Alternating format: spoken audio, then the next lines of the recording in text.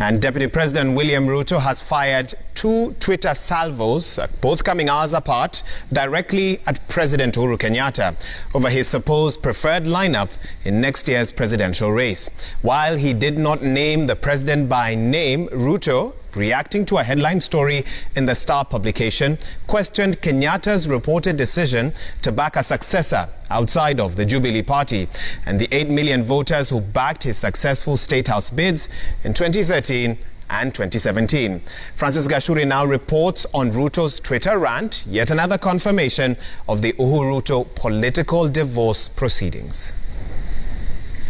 The serialized implosion of the Uhuru bromance played out yet again, this time on Twitter. Deputy President William Ruto directing a series of subtle jabs at President Uhuru Kenyatta over his reported sentiments when he hosted a delegation of Ukambani leaders at State House, Nairobi. Sources at the meeting disclosing that the president had urged Wiper leader Kalonzo Musyoka and his partners in the National Super Alliance NASA to unite with other political leaders in pursuit of a joint presidential bid next year.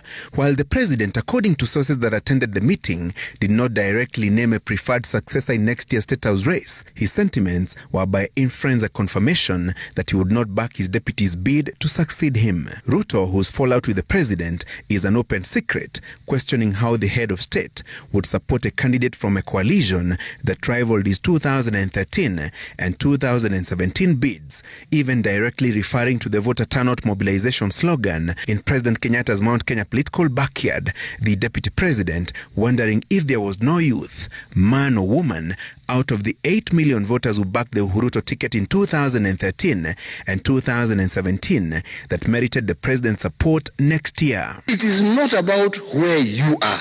The president, while hailing his March 2018 handshake with ODM leader Raila Odinga, told the Ukambani leaders delegation that he had a better working environment in the second term than he did in the first term, in a thinly veiled attack on his deputy. I have done much more than I was able to do even in my first term. Why? Because I have been able to focus myself, working in conjunction with my colleagues, and being able to focus on the development agenda, not the political agenda. Kenyatta has been pushing the BBI-driven constitutional changes alongside Odinga and other NASA principles, pundits predicting the crafting of a political coalition out of the handshake and BBI activities to take on Ruto in next year's presidential race. Kitui Governor Charity Ngilu triggering that debate at the State House meeting, just like she did last weekend in Kibwezi during the burial of former MP Kalembe Ndile. Mukikosa kushikana, mutashindwa na huyu mtu. Na hatutaki kuingia kwa wheelbarrow. I do not want. Charity, I want you to know, Kalonzo will not run alone. Na mimi na Kalonzo hatuwezi kukosana. Tutakubaliana tu. Ati wanataka kuungana ndio washinde Ruto. Mimi nataka niwaambie watafute sera ya mipango ya maendeleo wauze kwa wananchi.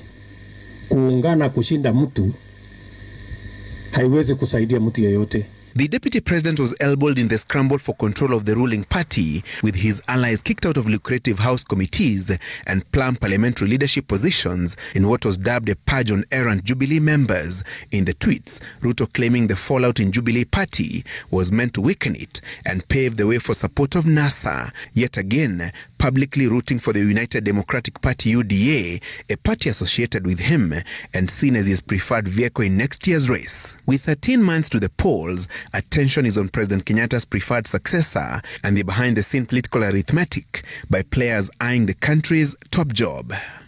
Francis Gashuri, Citizen TV.